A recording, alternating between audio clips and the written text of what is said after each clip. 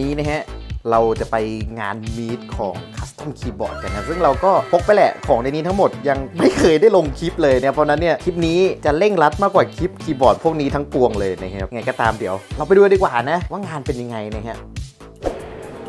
ตอนนี้เราก็มาอยู่งาน Custom Keyboard เรียบร้อยแล้วนะเป็นงานมีตอย่างหนึ่งเนาะก็เราลงทะเบียนมาเรียบร้อยแล้วนะครับก็เดี๋ยวเราจะพาไปดูกันในงานว่างานนี้มีคีย์บอร์ดอะไรน่าสนใจบ้างนะซึ่งผมแอบดูลิสต์รายชื่อที่เขากรอกมาก่อนหน้านี้แล้วนะโคตรเยอะเลยเยอะแบบเยอะชิบหายเลยเนี่ยโอเคไปดูกัน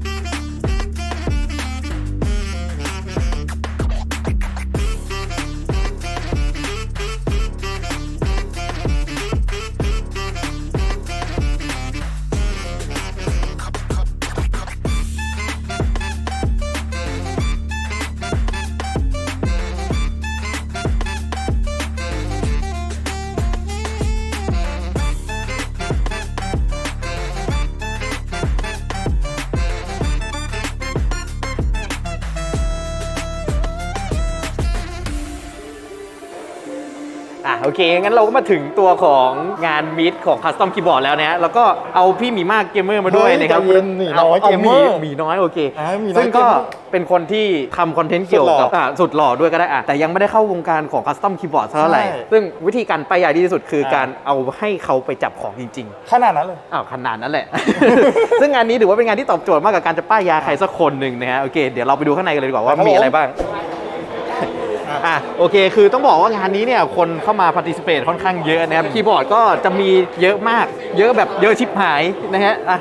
เข้ามาดูทีละอย่างมาตอนก่อนหน้านี้นะครับคือตรงนี้ก็ถือว่าเป็นโรงที่มีคนเข้ามาค่อนข้างเยอะเพราะเป็นโต๊ะเรียกว่าอยู่ตรงหน้าประตูเลยก็ว่าได้ทีนี้เนี่ยคีย์บอร์ดก็จะมีค่อนข้างหลากหลายนะสำหรับใครที่ไม่เคยรู้จัก Custom Keyboard แล้วเนี่ยต้องบอกเลยว่านี่น่าจะเป็นโลกใบใหม่ทั้งใบนะครับ A whole new world มาจากดิสนีย์เลยก็ว่าได้จะให้ลองหน่อยว่าคีย์บอร์ดพวกนี้มันแตกต่างกันยังไงลองดูถ้าถามถึงฟีลลิ่งการกดเนี่ยมันว่ามันจะแตกต่างกับคีย์บอร์ดปกติทั่วไปจากฟีลลิ่งอย่างตัวพี่เนี่ยใช้เป็น Cherry MX Red พอไปกดอันเนี้ยมันรู้สึกว่าความแตกต่างเนี่ยมันค่อนข้างต่างมากซึ่งถ้าพูดตามตรงแล้วตัวของ Cherry MX Red เองเนี่ยก็จะเป็นตัวของ Linear นะฮะก็เป็นอีกหนึ่งเขาเรียกว่าสไตล์สวิตช์อย่างหนึ่งแล้วกันปกติสวิตช์เนี่ยที่เราเห็นทั่วไปในร้านค้าหรือแบบพวกคีย์บอร์ดที่ขายกันแบบแมสโปรดักชั่นหน่อยๆนะมันก็จะมีวนอยู่แบบ Red Bow Blue นะ3 อันถูกไหมซึ่งในโลก Custom Keyboard เนี่ยแม่งมีอีกประมาณล้านกว่าอันคือแม่งมีแบบเยอะแยะมากมายเลยนะฮะซึ่งร้านเลยอันนี้คือต้องบอกจริงๆว่ามันค่อนข้างจะยุ่งยากแล้วก็สำหรับใครที่เข้ามาใหม่เองเนี่ยมันเข้าถึงได้ยากมากเพราะด้วยความที่มันหลากหลายราคาก็มี2คือราคาแพงเงินอะไรพวกนี้ก็ถือว่าเป็นปัจจัยอย่างหนึ่งในการซื้อของเราไม่สามารถที่จะซื้อกองทั้งหมดมาลองสวิตช์นี้มันเป็นของที่เราชอบแต่ถ้าเราชอบของก็มีแต่บางครั้งเราก็เลือกจากรูปร่างเลยก็ได้อะไรแบบนี้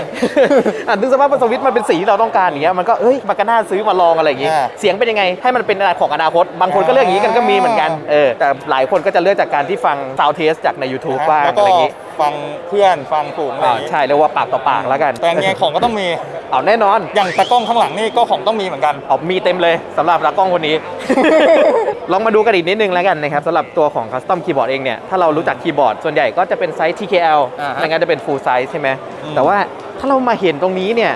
เรียกว่าเป็นไซส์อีกไซส์หนึ่งนะครับที่น่าจะไม่ค่อยมีใครเห็นกันสักเท่าไหร่ถึงแม้ว่าตัวของคีย์บอร์ดในออฟฟิศเนี่ยบางยี่ห้อก็มีเหมือนกันอย่าง Logitech เองเขาก็จะมีไซส์ประมาณนี้แต่ว่ามันจะแบบไม่ได้ดีไซน์มาสวยงามหรืออะไรมากมายคือเน้นใช้งานซะมากกว่าซึ่งไอตัวนี้ก็จะเป็นเลเยอร์ของ Alice นะครับซึ่งแน่นอนว่าช่องผมก็ยังไม่มีเหมือนกันฟีลลิ่งการพิมพ์หรืออะไรพวกนี้ก็แล้วแต่ว่าข้างในเราจะทำการบิวแบบไหนมีโฟมมีเพลทมีสวิตช์ที่แตกต่างกันไปเสียงก็จะออกมาคนละแบบแต่ทีเนี้ยเลเยอร์นี้มันดียังไงถูกไหมก็แบบเฮ้ยคีย์บอร์ดปกติเราก็พิมพ์แนวตรงปกติไม่ใช่หรอแมวอย่างนี้มันจะถนัดหรือเปล่าใช่ไหมลองดูนะครับสมมติว่ามันเป็นคีย์บอร์ดที่เป็นปกติแนวตรงแบบทั่วไปเวลาเราจะพิมพ์เนี่ยเรานั่งเก้าอี้เนาะนั่งอย่างนี้เราก็ต้องเอื้อมเข้ามาเราก็หักอย่างนี้เพื่อพิมพ์ถูกปะ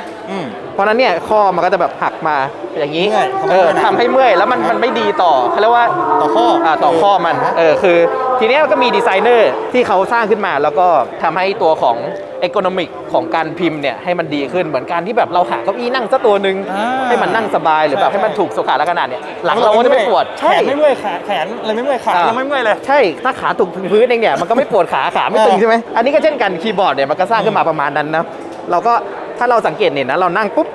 เรานั่งพิมพ์ใช่ไหมเนี่ยเห็นไหมข้อจะตรงมาอย่างนี้นี่ก็เป็นอีกหนึ่งเขาเรียกว่าหนึ่ง วิธีเขาเรียกว่าทำให้เราแบบไม่เมื่อยไงใช่แต่ว่ามันก็ไม่ได้พิมพ์มันก็ไม่ได้พิมพ์ง่ายขนาดนั้นแต่บางทีถ้าเราไม่รู้เรื่องจริงๆเนี่ยคือบอกเลยว่าอย่างผมเนี่ยเป็นคนที่ไม่เคยพิมพ์คีย์บอร์ดนี้มาก่อนแล้วทีเนี้ยพอมาพิมพ์เนี่ยรู้สึกไม่ชินคือต้องปรับตัวด้วยอย่างเงี้ยถ้าเรานั่งเงี้ยปุ๊บมันไม่ชินจริงในตอนที่เราไม่เคยแบบพิมพ์อะไรเลยใช่ด้วยความที่เลเยอร์มันแตกต่างกันไปอะเนาะโอเคอันนี้ก็เป็นแค่จุดตรงเริ่มต้นเท่านั้นนะฮะเดี๋ยวก็ไปต่อกันหน่อยดีกว่ามาซุ้มตรงนี้แล้วกันนะครับอันนี้ก็เขาเรียกว่าเป็นเวนเดอร์ของประเทศไทยเนาะสำหรับ NTCH นั่นเองนะครับต้องบอกเลยใครที่เข้ามาวงการคีย์บอร์ดคัสตอมเองเนี่ยตัวของ NTCH นะครับเขาก็จะเริ่มพรีออเดอร์ของชิ้นแรกเนี่ยก็จะเป็นพวก QK65 ซึ่งก็เป็นคัสตอมคีย์บอร์ดสำหรับผู้เริ่มต้นได้ค่อนข้างดีเพราะเป็นบัดเจ็ตคีย์บอร์ดที่เข้าถึงง่ายแล้วก็สามารถคัสตอมกับมันได้ค่อนข้างเยอะตอนนี้เขาก็เริ่มมีผลิตภัณฑ์ที่เยอะขึ้นนะอย่างแบบตัวของ Class 80เองเนี่ยอันนี้ผมไม่รู้ว่าวันพรีออเดอร์มันจะมีตอนไหนเหมือนกันนะเนาะแต่ว่าเขาก็จะมีมาในอีกไม่ช้าด้วยนะครับซึ่งก็แน่นอนว่าจะมาพร้อมกับตัวของคีย์แคปแล้วก็มีของต่างๆมากมายที่กำลังเปิดพรีออเดอร์อยู่เปล่าวะไม่แน่ใจวิน 98 นี่พรีออเดอร์อยู่หรือเปล่านะ แต่นี้ดูเหมือนแบบเขาเรียกว่าอะไรเหมือนแบบเหมือนจอยเหมือนเขาเรียกเกมบอยสมัยก่อนใช่มันดีไซน์มาเพราะเป็นอย่างนั้นแหละจากเริ่มต้นที่เขาทำการ IC ก็คือ Interest Check มันก็เป็นการเช็คความสนใจของฐานลูกค้าว่าเขาอยากได้แบบไหนซึ่งดีไซน์ของเขาเนี่ยก็มาจากเกมเรโทรอย่างหนึ่งเหมือนกันแต่นี้ก็ไม่กดได้ไหมกดไม่ได้ก็คือโชว์เดียวใช่มันดีไซน์มาเป็นเวทซึ่งถามว่าเวทเนี่ยทำไมคีย์บอร์ดถึงต้องมีถูกป่ะคือเรานึกสภาพว่าของชิ้นใดชิ้นหนึ่งก็ได้สมมติว่าเป็นโลหะบางๆเวลาเราเคาะปุ๊บเนี่ยมันจะเสียงกล้องดังแก๊กเลยเก่งกงกังปุงปุ้งปิ้งดันไม่ดีเพราะเราพิมพ์เนี่ยเสียงมันจะกระท้อนกลับมาทีนี้พอมันทำให้มันหนักขึ้นเนี่ยเสียงมันก็จะคลีนขึ้นมาจากของตัวของสวิตช์เองบ้างจากการดีไซน์อะคูสติกของคีย์บอร์ดอะไรตัวนี้ก็จะเป็นตัวที่ทำให้ถ่วงเคสทำให้ได้เหมือนกันเขาเรียกว่าเพิ่มน้ำหนักใช่ก็ได้ใช่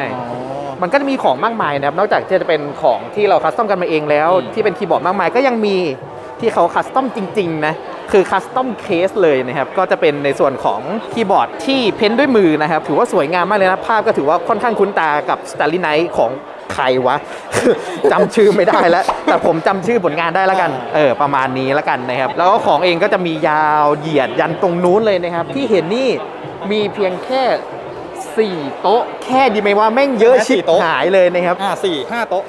ประมาณใช่คือมีอยู่4 โต๊ะนะครับเยอะมากๆจริงๆแล้วต้องบอกว่านอกจากคัสตอมคีย์บอร์ดที่เราเห็นไปที่เป็นปุ่มต่างๆแล้วเนี่ยก็ยังมีของแบบที่มันแปลกๆนะครับอย่างเช่นตัวของคีย์บอร์ดที่ทำมาเป็นไม้เลยนะครับถึงแม้ว่าเพลทอะไรพวกนี้จะไม่ใช่ไม้เนาะแต่เคสนะครับตัวของคีย์แคปเป็นไม้เหมือนกันแล้วยังมีตัวของเขาเรียกว่าที่วินเทจแล้วกันเป็นของเก่าของ IBM เลยแล้วกันนะครับวนมาด้านนี้นะครับซึ่งแน่นอนว่าคีย์บอร์ดคือที่ว่าคัสตอมแล้วเนี่ยมันก็ไม่ได้คัสตอมแค่ในส่วนของรูปร่างหน้าตาอะไรพวกนี้เนาะมันยังมีการดีไซน์มานะครับสำหรับในส่วนนี้ตรงคีย์บอร์ดอันนี้เนี่ยจะเป็นคีย์แคปที่ได้ไอเดียมาจากตัวของเฟดโกสำหรับใครที่เล่นเกมกาชาญี่ปุ่นมานานเนี่ยเกมกาชาเกลือแน่นอนฮะเลดบัตรซบชิบหายเลดมันไม่ดีจริงแต่ว่าคีย์แคปทำออกมาสวยมากนะครับราคาก็ถือว่าค่อนข้างดีในตอนแรกแต่ก็แน่นอนว่าด้วยดีมานด์ซัพพลายของคนของมันมาจำนวนน้อยคนต้องการมากใช่ยิ่งลิมิเต็ดด้วย1เลย2หายากอีกต่างหากยิ่งลิมิเต็ดยิ่งหายากแน่นอนราคาก็วนลูปเข้าราคาเหมือนเดิมราคาก็จะพุ่งไปตามของเก็บต่างๆนานาเนาะไม่ว่าจะเป็นของเล่นนะครับหรือว่าจะเป็นรองเท้าอะไรก็ตามแต่ที่คนก็สะสมกันคือจะว่าเป็นของสะสมเนี่ยของราคาก็จะขึ้นไปตามลำดับเนาะซึ่งตัวนี้ก็ถือว่าเป็นดีไซน์ที่ดีมากนอกจากว่าคีย์บอร์ดของเขาเองเนี่ยก็ดีไซน์มาเป็นในส่วนของเฟดโกเหมือนกันนี่ชื่ออะไรอันนี้ไม่แน่ใจเรื่องชื่อนะแต่ว่าทุกคนที่รู้ก็คอมเมนต์ได้นะเพราะว่าเราก็ไม่ได้แบบเป็นแฟนตัวยงเฟดโกนะเราแค่รู้จักแต่เห็นหน้าเห็นตาใช่7 เม่งแล้วก็จะมีของอีกมากมายนะครับถ้าอยากให้เราคุ้นกันจริงๆเลยเนี่ยก็จะเป็นของตัวนู้นเนาะสำหรับใครที่ได้รูของรีซีโร่แล้วเนี่ย ก็จะรู้จักเอมิเลียตันนะฮะเขาเรียกว่าเป็นนางเอกได้ป่าวะ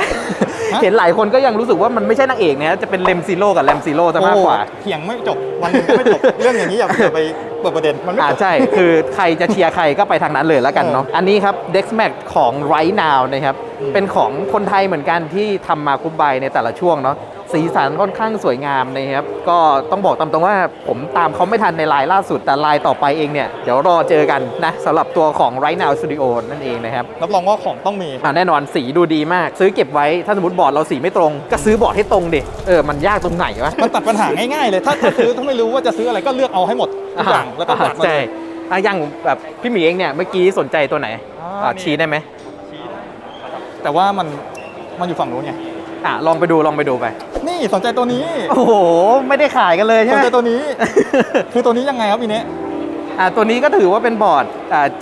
75%ได้ไหมเรียกว่าเป็นอย่างนั้นแล้วกันก็เป็นบอร์ดที่ค่อนข้างสวย เพราะว่าตัวนี้เองนะครับมันมีไฟ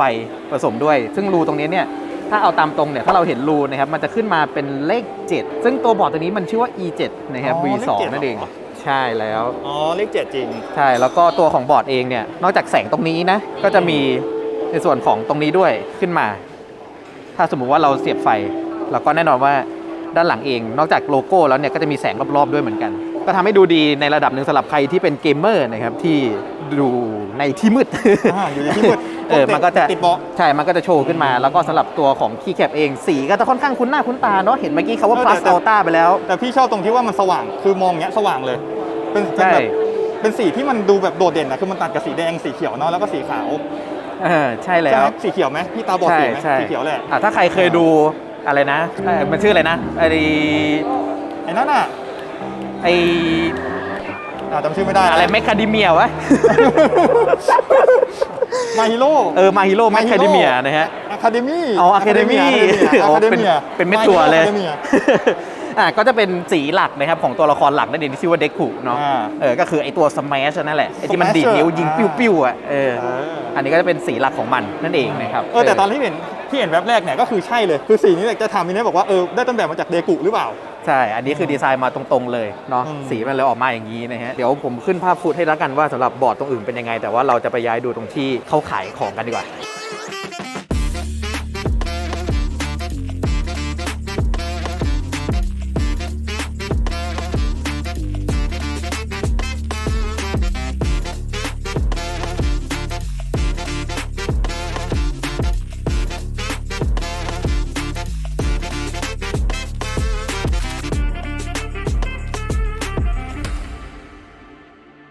ตอนนี้โซนนี้ก็ค่อนข้างว่างแล้วนะตรงที่เราไปก็เริ่มมีคนแน่นแล้วเนาะสำหรับโซนตะกี้ที่เราไปดูเรื่องของคีย์บอร์ดนะครับก็จะเป็นในที่ที่มีของโชว์ก็คือของแต่ละคนเนี่ยมาโชว์กันว่าของเขาบิวเป็นยังไงเป็นแบบไหนเวลาเราสัมผัสจะได้แบบว่ารู้สึกว่ามีบิวใหม่ที่เราอยากจะลองบิวหรือเปล่าแต่ทีนี้เนี่ยโซนของมีตติ้งนะครับไม่ได้มีแค่ตรงนั้นอย่างเดียวตรงนี้ก็มีโซนของการขายของด้วยเช่นกันแน่นอนว่าในส่วนของไม่ว่าวงการไหนๆเนาะก็จะมีมันจะมีโซนเฉพาะมันโซนซื้อโซนขายอะไรก็ตามแต่ซึ่งอันนี้เรียกว่าเป็นโซนถลุมตังค์ใช่ครับอันนี้เขาก็จะมีของมาวางขายนะครับมีราคาวางไว้ตามกำหนดซึ่งก็จะมีของเยอะแยะมากมายนะไม่ว่าจะเป็นบอร์ดนะครับเป็นสายเป็นอาร์ติซานก็คือตัวของอันเล็กๆน้อยๆที่อยู่มุมตรงทางซ้ายทางขวาข้างบนใช่ที่หลายคนก็ใช้กันก็จะเป็นของที่มาวางตรงนี้สำหรับใครที่อยากมาช้อปปิ้งกันในมีตติ้งนี้ก็มีด้วยนะนี่ยังไม่พอนะนอกจากจะเป็นพวกของคีย์บอร์ดอะไรแล้วเนี่ยก็ยังมีตัวของแอคเซสซอรี่เนี่ยซึ่งอย่างเช่นอันนี้ถามว่าหาซื้อในปัจจุบันได้ไหมไม่ได้นะเป็นเทรก็คือเป็นถาดใส่พวกน็อตพวกสกรูพวกอะไรพวกนี้เวลาเราบิวอะไรพวกนี้เวลาเราวางกระจายเต็มโต๊ะปัดไปปัดมาอัดตกหายยากอีกอย่างเห็นเดสแมทใช่ไหมไอ้พวกแผ่นปูโต๊ะทั้งหลายสีก็เยอะอีกตอนนึกสภาพว่าน็อตแม่งอยู่ในสีหนึ่งที่แม่งทึบหาไม่เจอก็ชิบหายเหมือนกัน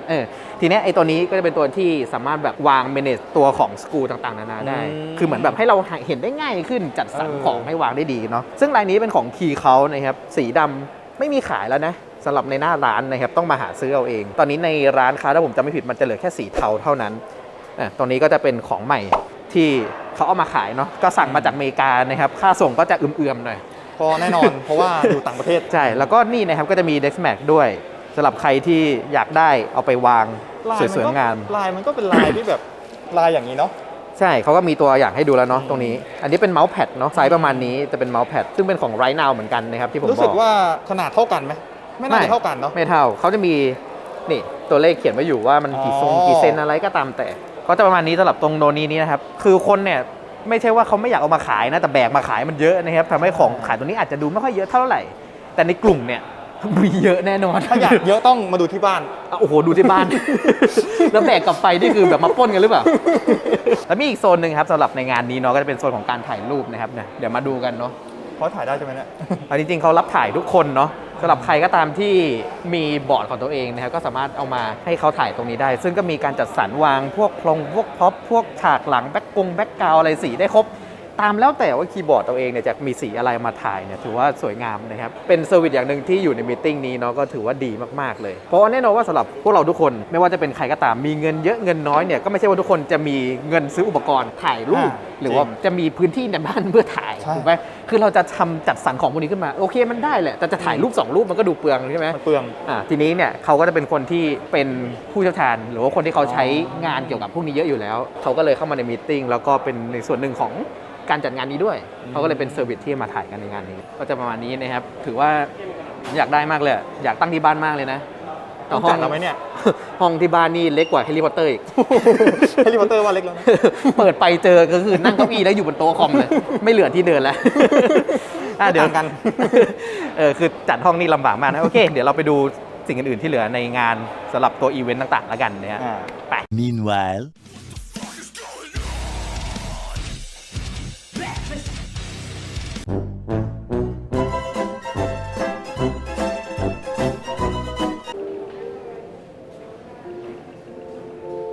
เฮ้ยยังออกอยู่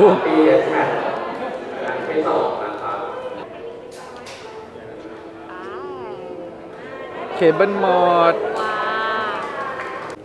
ทีเดียว เอาละ คนเนี้ย เอาว่ะ ได้รูปไหม เฮ้ย ได้เป็นเฮ้ย เข้าวีดกว่า ขอ การัน โอ้ ตีการันตี อยากได้อยู่พอดีเลย ได้อะไรนะแท็กไทายด้วยปะ ใช่ เย่เย่ชอบแท็กไทายอยู่พอดี เออ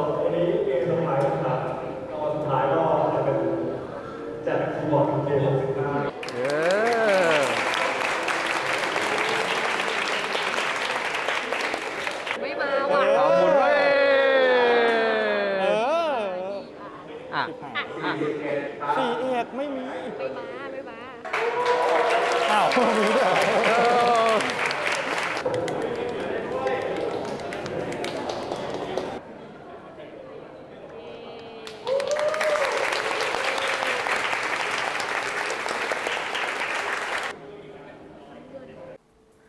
โอเค อันนี้ก็จบแล้วนะครับสำหรับงาน Custom Mechanical Keyboard ของ Keep Nerd นั่นเองนะครับ ก็ได้เจอหลากหลายคนนะครับ ทั้งคนรู้จักแล้วก็คนไม่รู้จักบ้าง แล้วก็บอร์ดนี่เรียกว่าเยอะมากๆเลยนะ ผมไม่มั่นใจว่าผมเก็บฟุตครบหรือเปล่านะ เพราะว่ามีคนมาหลังมาก่อนสลับไปมาเอารูปไปถ่ายอะไรอย่างนี้นะครับ ก็ถือว่าน่าจะเก็บมาได้ในระดับหนึงแหละ อันนี้ก็ถือว่าเป็นคลิปแรกนะครับที่พาไปทัวร์สำหรับตัวของ Meeting Keyboard นั่นเองนะครับ เดี๋ยวรอบหน้าจะเป็นอะไรรอติดตามชมเลยนะครับ เพราะว่าเดี๋ยวเราจะแอบบินไปมาเลไปดูงานเขาด้วย โอเค ไปแล้วครับผมดีฮะ